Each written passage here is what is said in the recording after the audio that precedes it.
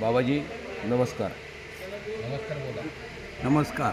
ही नर्मदा परिक्रमा तुम्ही आत्ता जी उत्तर वाहिनी नर्मदा परिक्रमा केली, याच्या पूर्वीचं तुमचं नर्मदा परिक्रमेचा अनुभव आणि हा अनुभव याबद्दल तुमचं मत सांगा.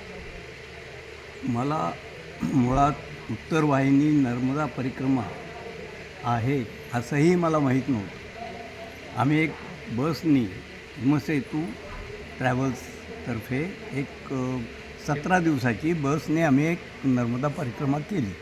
त्यावेळेला किरण पोद्दार हे यांचा आम्हाला खूपच त्यांनी जो मार्गदर्शन केलं, त्यामुळे सगळे जे लक्षात आलं की नर्मदा परिक्रमा उत्तर वाहिनी ही एका दिवसामध्ये साधारण एकच दिवसामध्ये 21 किलोमीटरची ही परिक्रमा आहे. तर ती करावी अशी मनातून खूप इच्छा निर्माण झाली.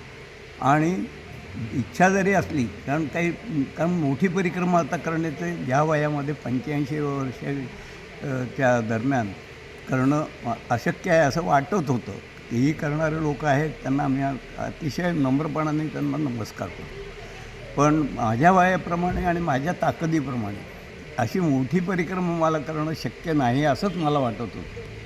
तर ती उत्तर वाहिनी ज्या वेळेला ऐकलं त्यावेळेला म्हटलं निदान 21 किलोमीटरची जी ही परिक्रमा आहे ती आपण नक्की करूया. आणि त्याच्याकरता मी अगदी म्हणजे मनातून खूप इच्छा होती.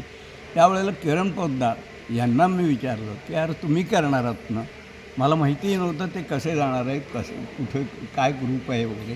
त्यांनी जी मला माहिती दिली त्याप्रमाणे ही परिक्रमा मी केली. बसच्या परिक्रमेमध्ये आणि या परिक्रमेमध्ये फरक एवढाच आहे की ही करताना आपण काहीतरी करतो आहे अशी भावना आहे. की बसमध्ये ते नेतात, दर्शन सगळंच झालं, पण नक्कीच आपण 21 किलोमीटरचा नर्मदा परिक्रमा करतो आहे याचा खूप आनंद. पूर्वीची नर्मदा परिक्रमा जी केली होती त्याबद्दल तुम्ही सांगितलं. बरोबर. उत्तर वाहिनी परिक्रमा करताना जो काही त्याच्यामध्ये भाव तुमचा गुंतला, त्यामुळे त्याच्यातून तुम्हाला समाधान जास्त मिळालं.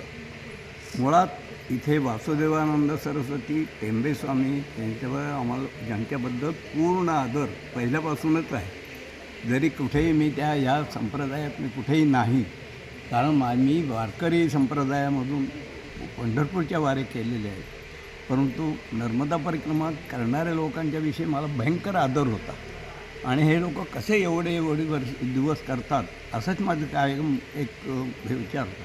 पण आपल्याला हे जमेल का नाही म्हणून मी कधीच हा विचार केला नाही. उत्तर वाहिनी परिक्रमा यांनी सांगितल्यानंतर मी म्हटलं की आता ही एक हा एक चान्स आहे आपल्याकरता, अक्षरशः ही संधी आहे की आपण एक परिक्रमा अशा तऱ्हेने आपण स्वतः करू म्हणजे चालून करू शकतो.